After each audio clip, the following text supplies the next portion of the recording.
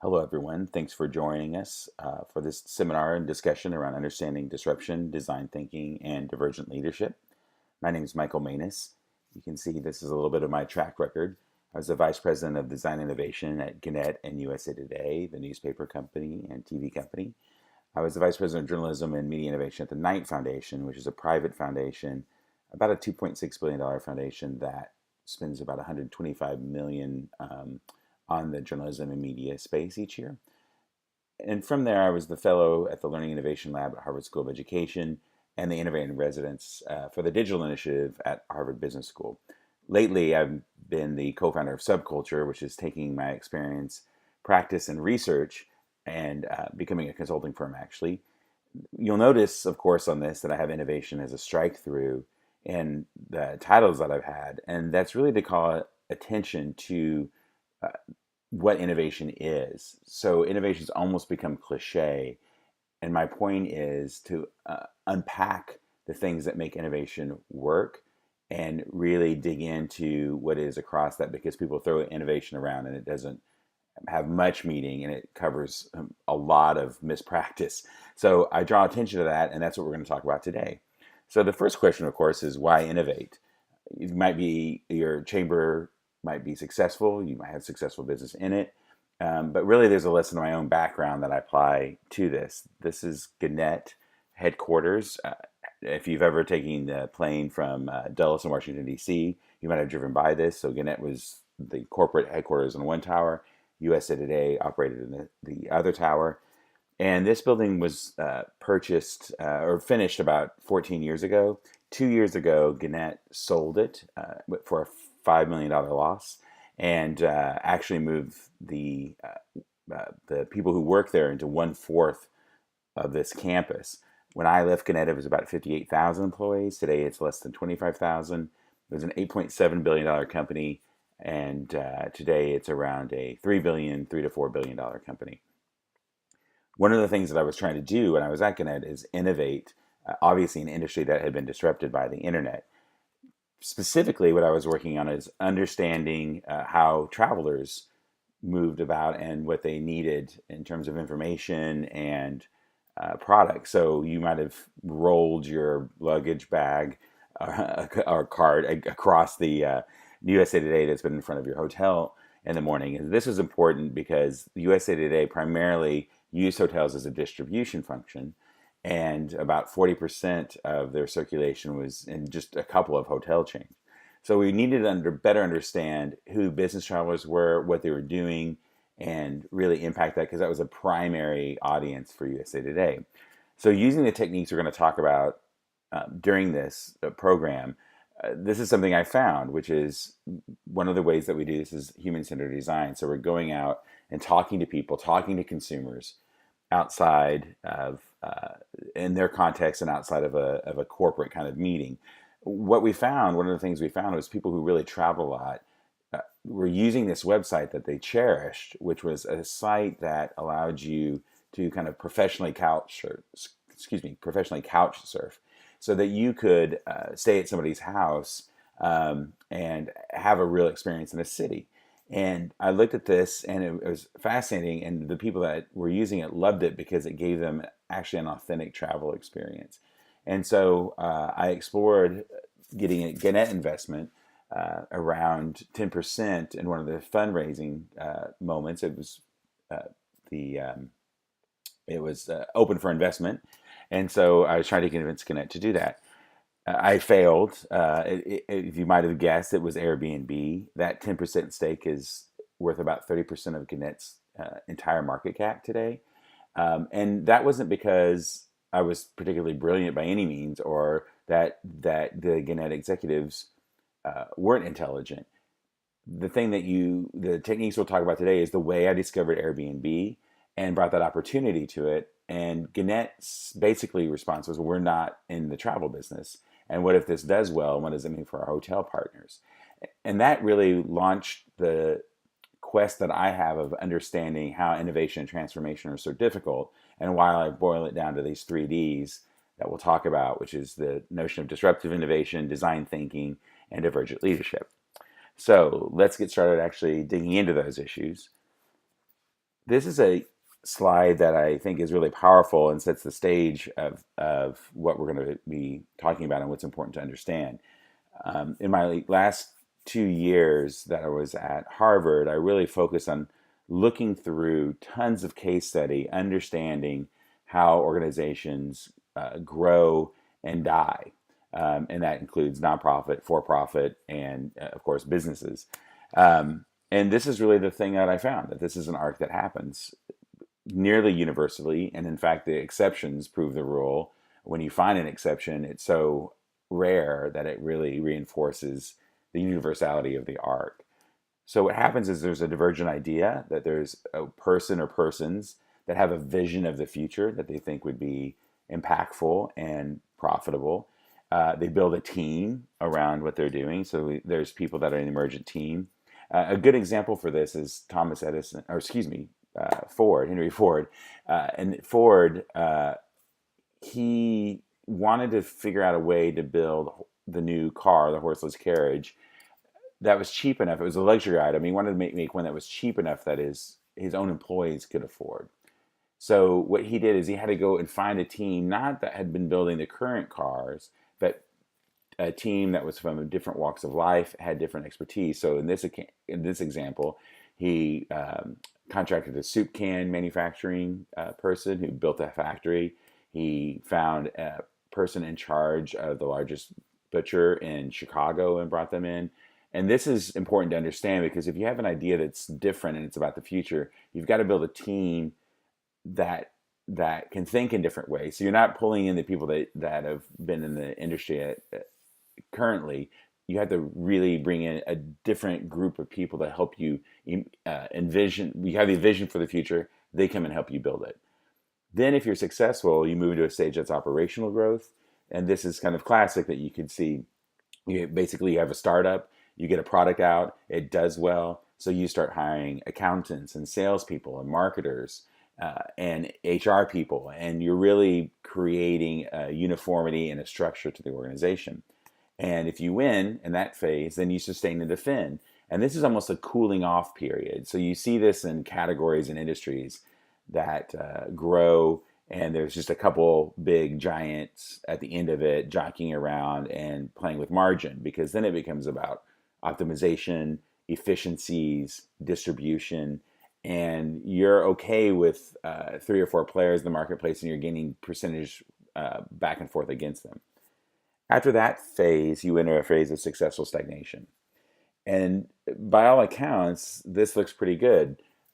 You're doing well.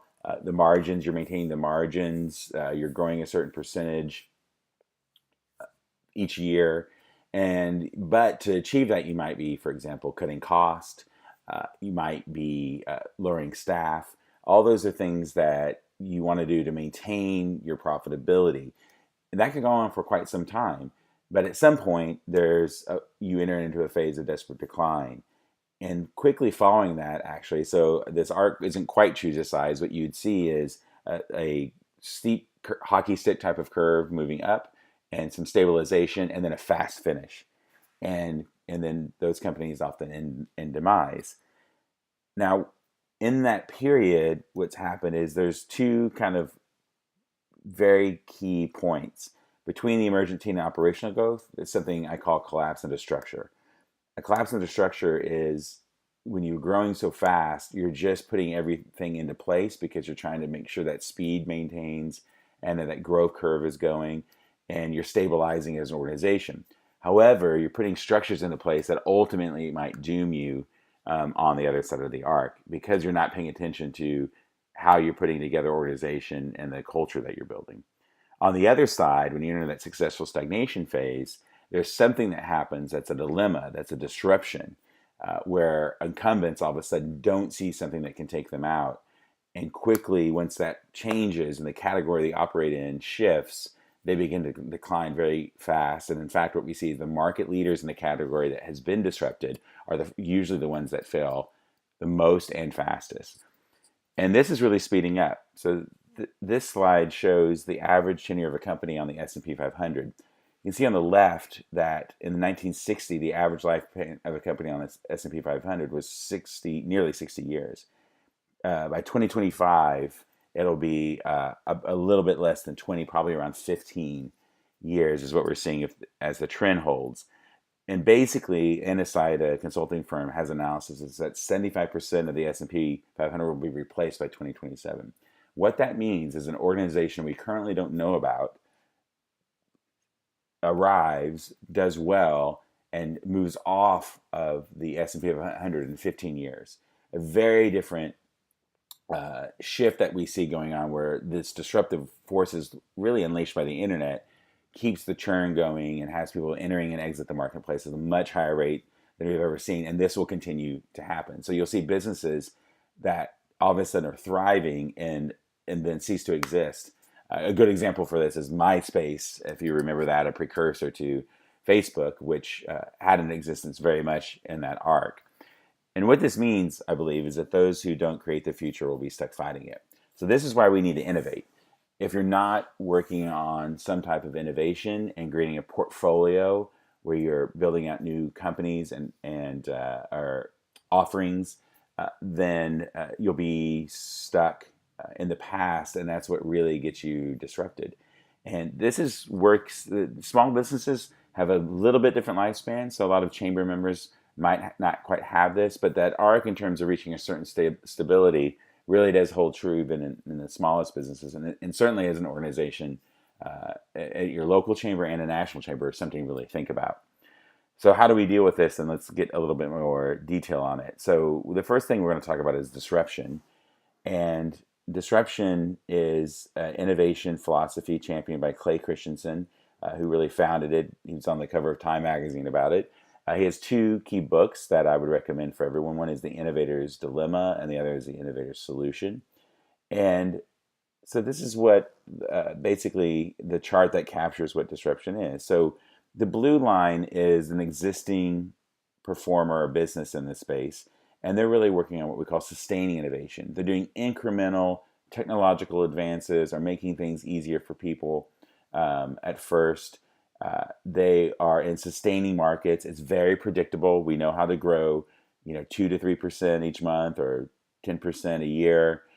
They are adding continuous, evolutionary, incremental, and conservative changes to their product offering, adding things more and more to generate the benefits that people originally liked about them. However, in the background, there's non-incumbents who are building new approaches, usually using existing technology. But what they do, pardon me, is find a new way to deliver those goods and services to consumers.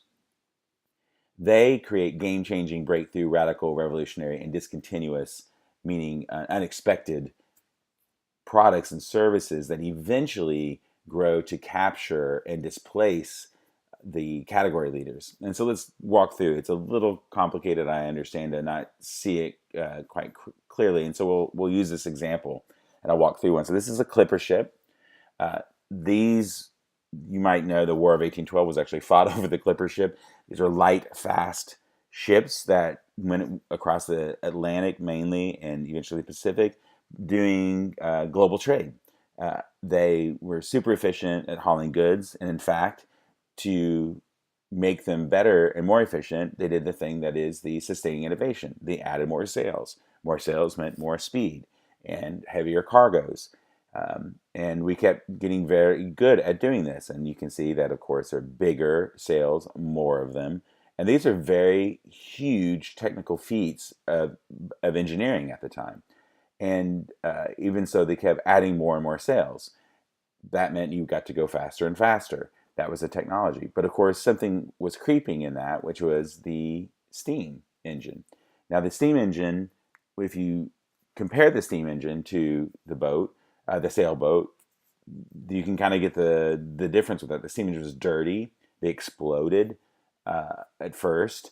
You couldn't go across the ocean on it. So you looked at these two things side by side, and of course, the sailboat companies, the trade companies, looked at the steamboat and laughed at it. Literally, they would jeer at the steamboats. They couldn't go across the ocean. So what good were they?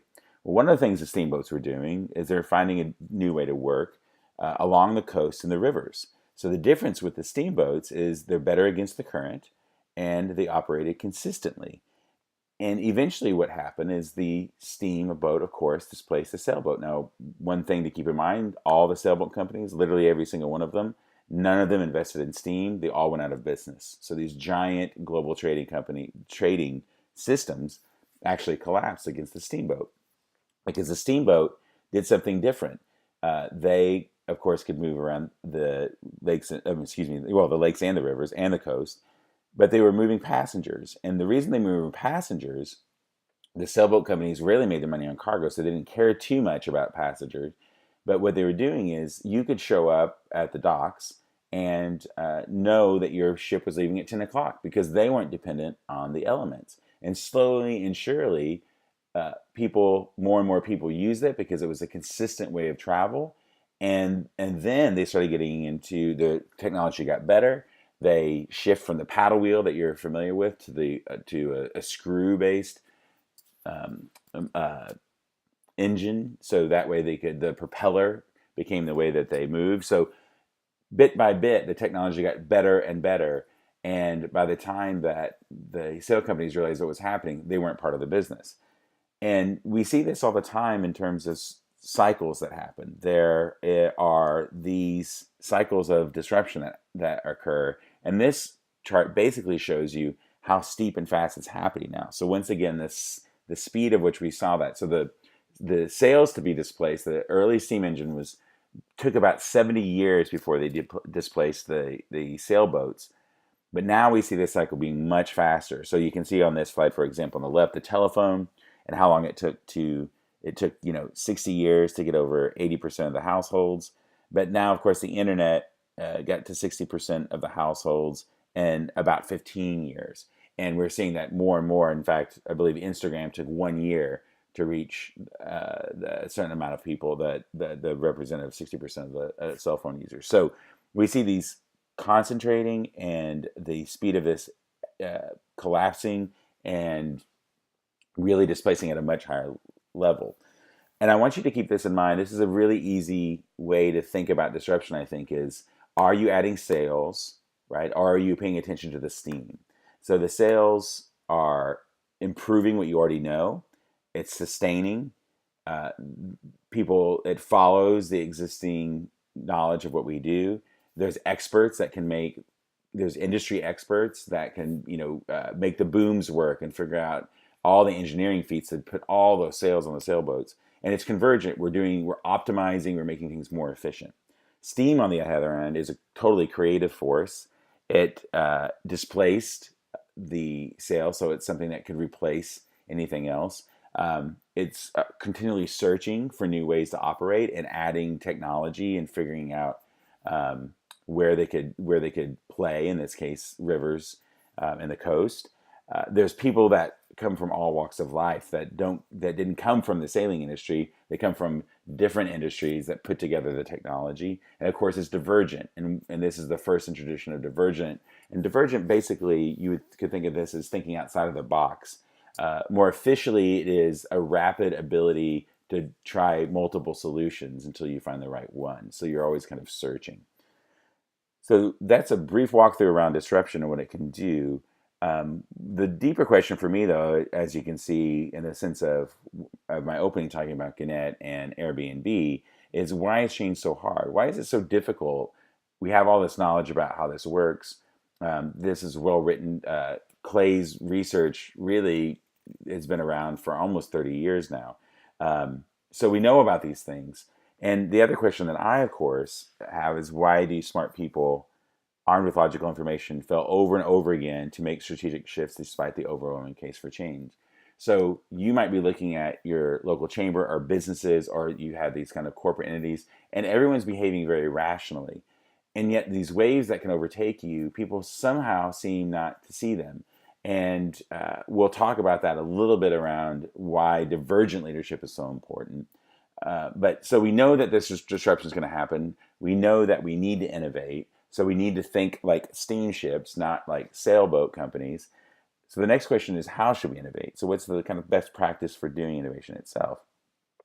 And there's a process that we should follow for this that as proven and works better. So one of the ways is to understand this is thinking about empathy. We're trying to understand the way humans behave by getting outside of our walls, by getting outside of the chamber and talking to people and understanding their needs and their behaviors. We look at them as humans. And it's really important to think of this because you might think that you talk to people all the time, but you talk to them as customers, not as people. The shift on this is really to understand what their lives are like, what they're dealing with. So in the case of the chamber, different businesses, and talking to them and seeing what they're struggling with, how they live their lives, and what's happening there. So we'll jump in and we'll just do a little lesson around this. So I'm going to show this object to you. This is obviously a smoke detector. And I want to take about 25 seconds, 30 seconds here. And I'm going to pause and I want you to think about or write down if you're taking notes things that you hate about your smoke detector.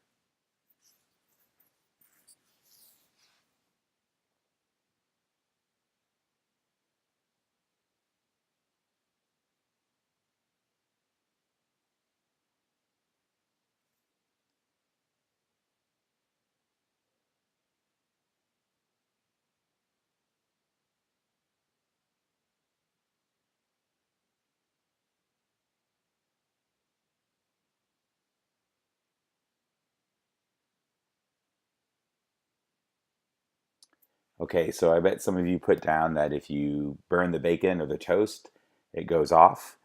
That somehow magically it tends to run out of batteries at 3 a.m. in the morning and wakes you up. That it is difficult to remove the battery once it happens and you end up yanking it apart. That it's hard to reach. So, of course, you have to get up on a ladder or a chair to reset it or pull the battery out. And some of them, even when you pull the battery out, they'll keep going. Those are all kind of classic things about it. The really scary thing about the smoke detector, though, is it's really built to save your family if there's a fire. The studies show that over 70% of children, though, when they hear the smoke detector, they think it's a false alarm. So the very thing it's built to do, which is save your family in case of a fire, is uh, ruined by the fact that it goes off at all these different times, and people and families and kids get used to hearing it and therefore assume nothing's going on. So, all those things you probably jotted down. They're all the frustration you had. So why wasn't the smoke detector ever fixed? Why wouldn't somebody fix that? And it's been around since the 70s. They're about $20. The company that makes the most of them is Honeywell. It's over 100,000 employees, about a $12 billion market cap company. And a couple of people, actually Apple designers, left and fixed all of this. So this is the Nest. Some of you might have heard of it. It's over $100. It glows blue when the battery is fine. It turns orange when the battery is beginning to go down. So you see a visual moment that the battery is going down. If it senses smoke, it says, "I detect smoke. Is there a problem?" And it says that 3 times. The reason it does that is it doesn't sound the alarm until after those 3 times. If you want to reset it, you walk in front of it and you wave your hand across it 3 times and it resets. And one of the things that's important about it is it can be hung on the wall. So the thing about that Nest is so powerful is you never hear the alarm. So because of that, when the alarm goes off, it's an actual real emergency and people respond to it. It's aesthetically much better. It fixes all those things, right?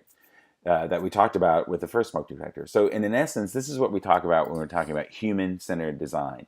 It took us about 30 seconds to come up with that list of things that makes the smoke detector not great, but no one fixed it for a while. So what human-centered design basically is doing, and this is part of design thinking, is you're understanding frustrations or possibilities that people have with a object or good or service, and then you fix it because you find solutions that can happen, which is exactly what Nest did. And just to let you know, Nest was about 150 people. It's been around now.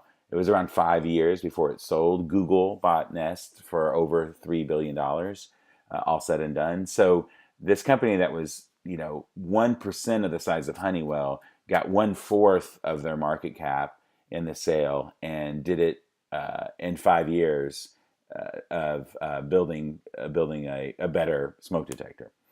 And the process that we want to see with this is how innovation works in terms of design thinking. So disruption gives us with the disruption, you can see the case being made for why you should innovate. This is the best way to actually participate in innovation. And you can see there's 4 phases of this. So there's an informed phase. You uncover, you go out, you observe people and what they're doing in their lives. You come back and storytell that with your team. From there, you synthesize. So you're looking for patterns in the stories that you that you heard, some common characteristics. You brainstorm from that. You assess those brainstorms, so your ideas. Then you're moving to a phase where you build. So you're prototyping. You put something out in the world. You experiment. You see what the response is to that, and then you do that actually multiple times. And then the last phase is that you want to implement that thing that seemed to work, which is build, define, and scale. And we won't go through all of these things today.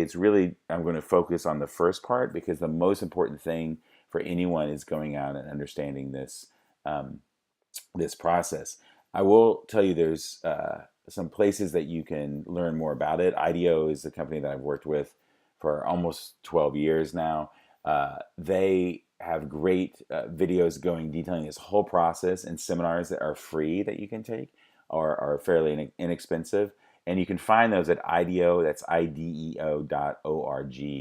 And I really encourage everyone to do that. It's going to be a much deeper dive, and also seminars and things that you can take around that. But we're going to get an overview today so you get a taste of it and understand why it's important. One of the projects that I was associated with when I was interacting with IDEO and learned about was this Bank of America story. And I use this as a quick example of how powerful this can be. So Bank of America, they're trying to understand why people weren't saving as much. During one of the interviews, they talked to an international lawyer who lived in New York, and she made a 6-figure salary.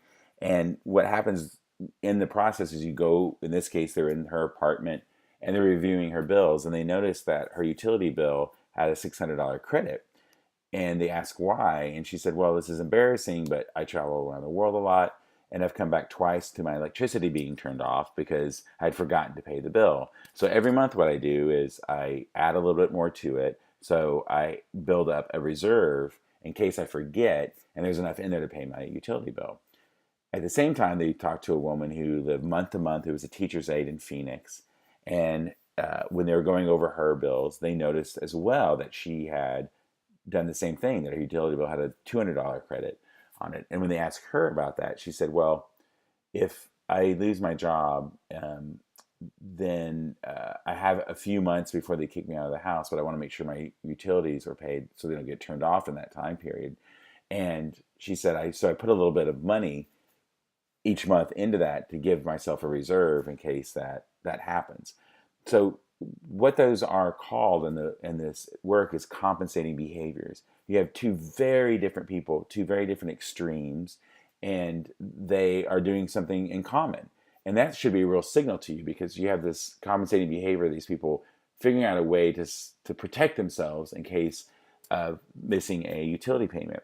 And Bank of America took this and made a savings program. Some of you might have it, which is when you make a purchase, it rounds the purchase up to the nearest whatever you said. But for example, if you spent $65 at the grocery store, it would actually pull $70 out and put the $5 into your savings account automatically.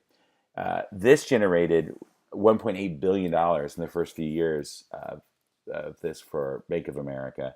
And so you can see that they basically found that by going out and observing and talking to people and bringing that insight in and transferring it to a new product and service.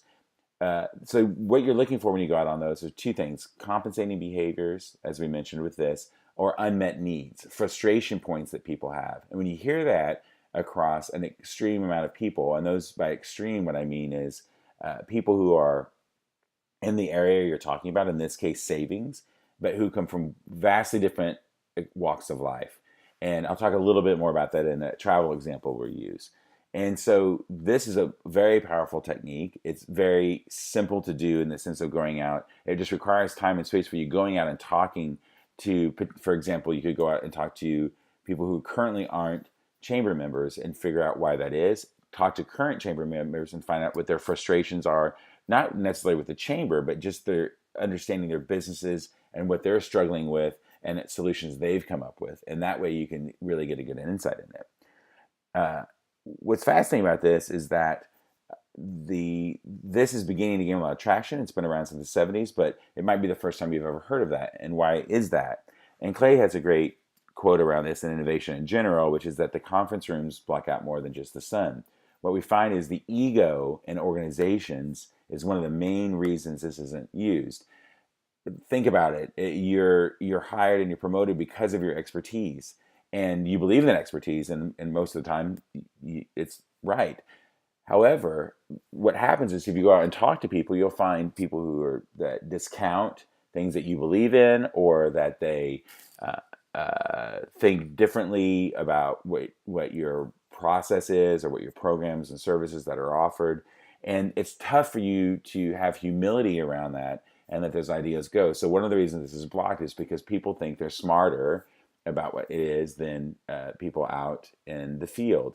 That might be true. You might be an expert, but you really need to understand what people are going through and what their frustrations and solutions are to that. And so without having that humility, if the ego blocks that out, then you can't build on that. And so it's taken a while for people to understand how to translate these and transmit these ideas into organizations. So we're going to walk through one specifically that we did with USA Today around travel. This is just to give you a taste of how it would look. So the how might we, which is an important thing, this is our design challenge. And we use how might we because how is about possibility, how is that it's actionable, might is about possibility, and we, meaning the team, move forward. So in this case, this was how might we support a traveler from inspiration through the on-the-ground experience, meaning I get an idea to take a trip, and when I get to that destination, I have support and can get information when I'm actually at the location.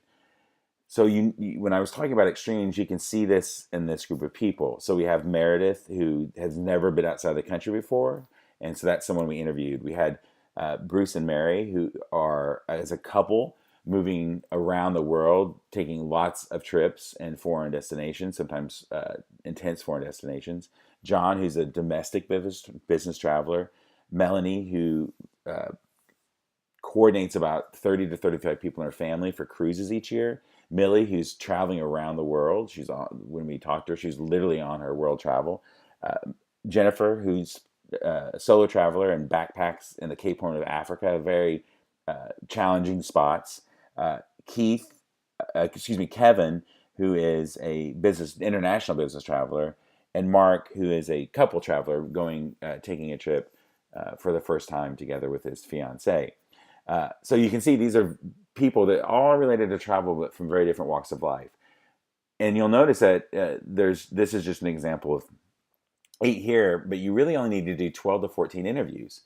The other reason this is challenging to people is they're used to doing surveys of tens of thousands of people or thousands and hundreds of people, and they don't understand how this data can be accurate. But when you go to the extremes, when you make sure you do the extremes right, then when you're talking to people, they're representing all the different types of people that could be out there because they're so extreme. And that cuts down on your need to talk to a lot of people, because in these extremes, if you see the common and the uncommon, then you know you're onto something.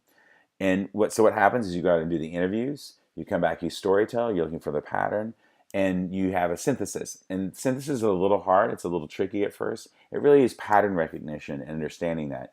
You have to start doing a lot to get the synthesis, but that's really where the work comes from. So what you want to do is hear all those stories and pick out things that you hear in common, or as well as outliers of those type of compensating behaviors. So we did this. So we found the extremes. We had the how might we went on and story told. We came back, and these are the kinds of things that you get as insights. So one of the things that we saw was that people do, and this is very American in an American context. We also did European travelers with this, and these insights were for Americans, is that people do tons of research and planning to design the best possible trip. The trip reflects only a small portion of the overall travel experience.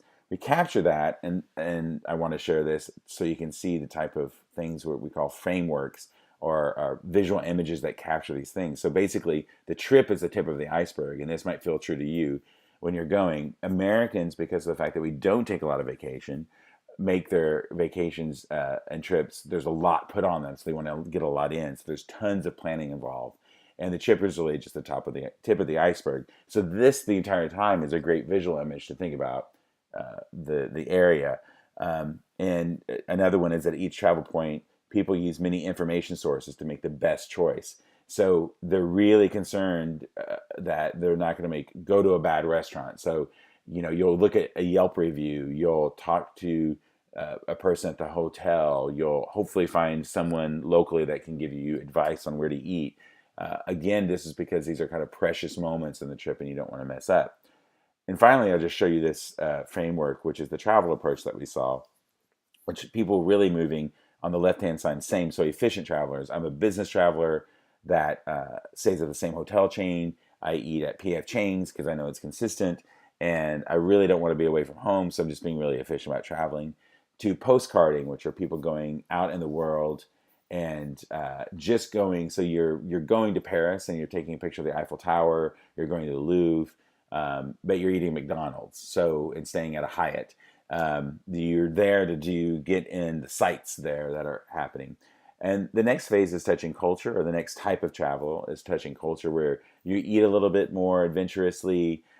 You want to take in a show, maybe, or see music or some type of performance. So you're getting a little bit more embedded.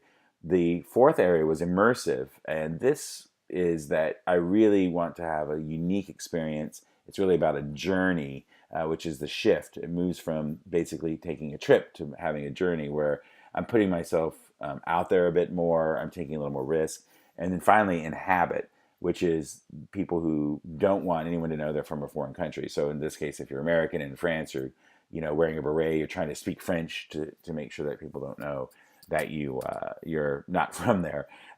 And so in this realm, you can see that this is the type of framework that can be generated by this process, and we can build a lot from this. So if you remember when I talked about Airbnb, in this immersive quadrant, we found that that was the powerful thing, and that's why I could tell that it was going to do something, that Airbnb would be powerful, because we found this whole group of people who are all about getting as close to an immersive experience, living like they were in the city as possible. And there wasn't anything satisfying that, because when you're a hotel, you're not really a Parisian, right? But if you're living in somebody's apartment in Paris, it feels more like you live there, and that's what people were really hungry for. That's where the opportunity came from, right? So I show that to understand you figure out your design challenge, you figure out your how might we, you find the extreme users in that, you're going out and you're interviewing them, and coming back, storytelling and building frameworks like this. So then you can say, what kind of businesses can we do? How can we shift what we do? And you can do this very easily with obviously chamber members or non-members. And that's a way to think about how to use this process. And those are the beats that you have. Now, the important thing to understand is the fail rate of startups or new initiatives tends to be around 93, 94%. However, if you use this process, that goes down to around 70 to 73%. So 3/4 of those things will still probably fail, right? Which you have to be accepting of and understand that. But that's, for using human-centered design, that's 1 out of 4 will win, versus the chances are 1 out of 4. For normal approaches, it's 1 out of 20. So it immediately makes a huge difference on the way that you're doing things. And also it gives you much better connection and insight into consumers and potential consumers and existing consumers.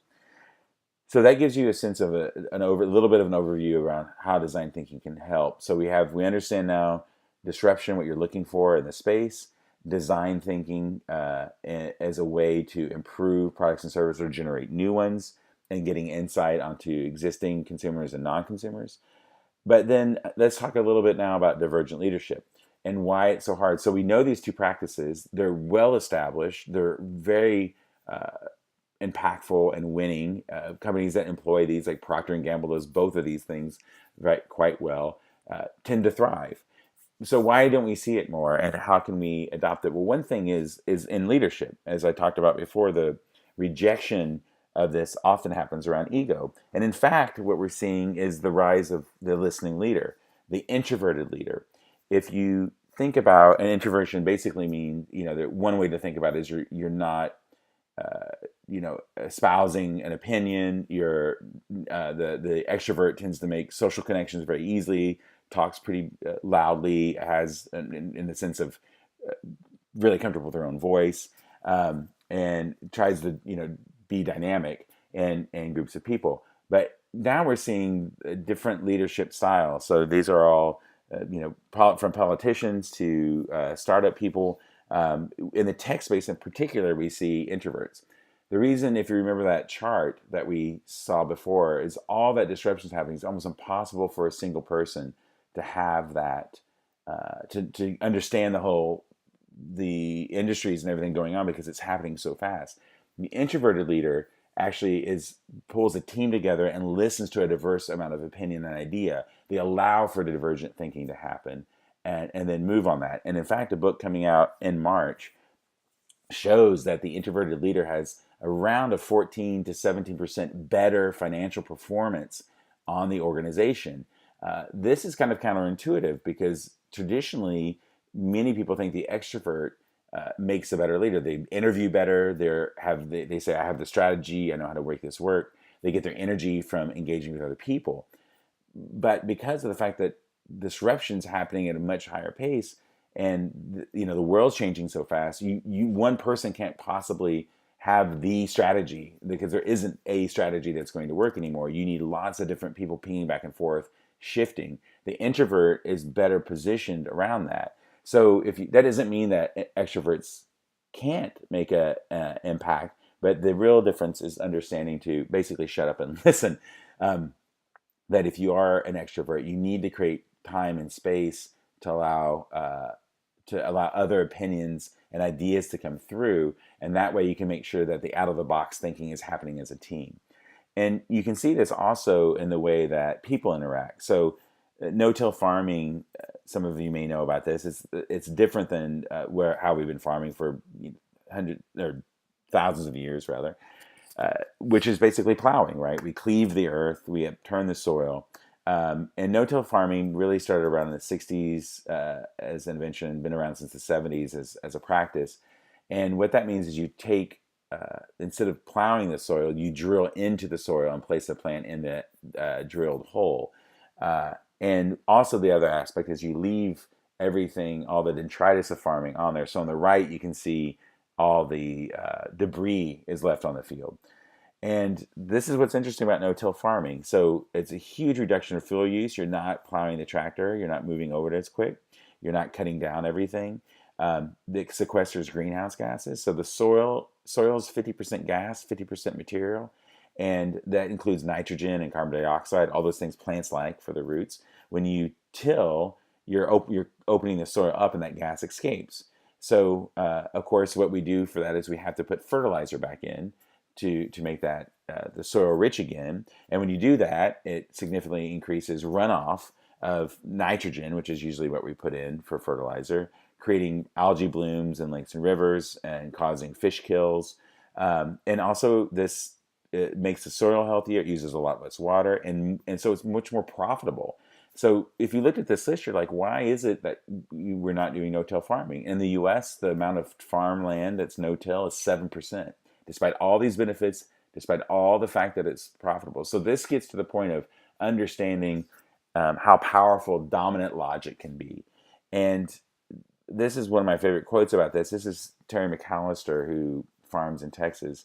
And he has the saying that he has in his era is, you can't no-till because you haven't buried your father yet.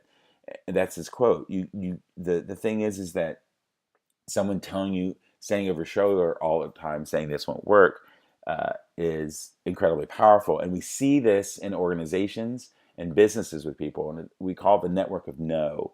And the network of no, when you think about it, for Terry, who's at the center here, he has to go and find brand new equipment. No one in his area is using this equipment. This is that whole idea of, if you remember back to the arc of the emergent team, that you have to go get people from different walks of life. So first of all, that equipment that you need for no-till isn't even at his local Tractor Supply. His father's there saying, this is not the way we've done it. We've had this farm for hundreds of years. This isn't how our ancestors did it. Tradition itself. This is how we all know how farming works. You plow. So why are you trying to change something that we know is the tradition?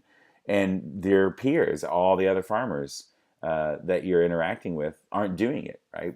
So it's very hard when you think about this to be divergent, to think out of the box. There's a lot of stuff lined up against you, and this really comes from understanding a bit about who we are as Homo sapiens. We're 200,000 years old, and if we went back and if there was a possibility of an alien anthropologist visiting us after the first 100,000 years that we're here, so we've been around for 100,000 years, and an alien anthropologist starts to visit. The first visit, they would see less than 10 million people run around the earth, roving around the earth in packs of 100 to 150 people, and that they're hunter-gatherers, right? They're hunting and gathering food, and they're using stone tools to do it. And so another 10,000 years goes by, and another, and another, and another, and another, and another, and another, and another. So for 190,000 years on Earth, we are people moving around the earth in packets of usually 50, 150 hunter-gatherers, stone tools, less than 10 million people. On the last visit, it's over 7 billion people with complex societies and high tech. So we're actually way more wired in who we are to be in those, our brains evolved to be in those packs of 100 to 150 people using stone tools roaming around the earth. And we evolved from people who saw this. So if you notice, there's tiger in the middle of that. Our evolutionary superpower is pattern recognition. Our brain recognizes patterns, makes predictions, and then rewards you when it's accurate. And we actually, it releases good chemicals when you do that. And that's how language happens. So we're the animals that can create a language and put it on a piece of paper. And when you read that, you can read that back because of our pattern recognition ability. So I would ask you if you see a tiger in this jungle scene, which is a trick question. There is no tiger in that scene. But what I did to you was introduce something that created a little bit of heart rate increase and perspiration. And this is ambiguity. So what's fascinating is your pattern recognition is very frontal lobe activity. The fear of ambiguity is very lizard brain, very deep into your brain. And what we find is the more the unknown, the bigger the threat response. So if you enter into an ambiguous situation, you actually get anxious. And if you go into a certain situation, it makes you feel better, right? So this is literally operating your brain all the time. And a participant in one of my workshops once said this, which is that people have to be uncomfortable with uncertainty. And that's exactly right. You have to be in a space where you can deal with ambiguity and uncertainty. And that's really holding this divergent leadership. And this is basically because there's survival value in conformity. If you got extradited out of your group of 100 to 150 people wandering around the earth, you're in trouble then. You don't know, you don't want to be by yourself because you're much more vulnerable to the predators out there. And so this is a very powerful thing. And this is Terry McAllister again in this quote, is that he had 2 years of drought in Texas where he was the only one that had significant yields. And in his community, he's not liked, right? The peers don't like him because he's done well in a different way. And that makes them super uncomfortable. So one of the things that's important about this is we're trying to change how we're doing practices. As a leader, you have a big impact on that, and you need to be able to allow those divergent opinions to come in. So what that means is innovation is often think about this like the new gizmo, but it's more about stopping old behaviors. You can't allow people to use the network of no against that. As a leader, as the head of your organization or a key manager in your organization, you've got to allow those different ideas to come to the fore. And this is really what stops innovation from happening more often than not, is the lack of understanding and pushing people to conform as opposed to letting them have these divergent ideas. And this happens in lots. It's not something that is that you make a big statement and then it happens. Leadership is really the accumulation of small actions, little tiny moments, because you remember we're people who are queuing off of each other, and we evolve in those bands of 100, 150. So we're looking at each other all the time trying to understand what's going on. So divergent thinking, allowing those different ideas to come across, and leadership moves through these ways that we call the four ways: hallways, small ways, doorways, and pathways. Hallways are the things that happen when you run into someone in the hall, and the things that you tell them, right? So instead of doing what we call de-energizing behavior, like, oh, Fred's got that new idea, it's totally not going to work, we tried that once before, let me be the devil's advocate. Those are all hallways that stop the free exchange of ideas. Small ways are actions that you do in meetings that say, let's open it up to the floor. Who has a better idea? What can we talk about with that, right? So you're actually changing the way things happen. Doorways mean you're opening up new ways for people to see. You're saying, go explore that. I'm going to open the door for you. And pathways, how people, you're putting out the ability for people to go out, for example, and do human-centered design and go out and talk to people. So you're enabling those things to happen. And what we find is that what we're trying to do is stop those old behaviors of shutting down exploration, shutting down collision. And there's actually a threshold that you have to reach. So you'll change the organization by allowing those actions to go through and creating a new behavior.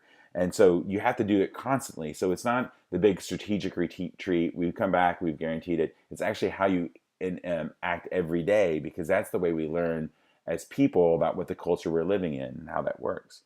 Um, the other thing that's really important to think about, this is a great book that I recommend. It's called The Progress Principle. And what we find is for employees is this is a huge amount of work that's been going on for 20 years, over 3,000 participants. And what we find is the most important thing of motivating people in an organization is the sense that they've made a difference and that the ball is moving down the field, right? So that change is allowed and moving, and I'm making an impact, and I'm getting my projects taken care of.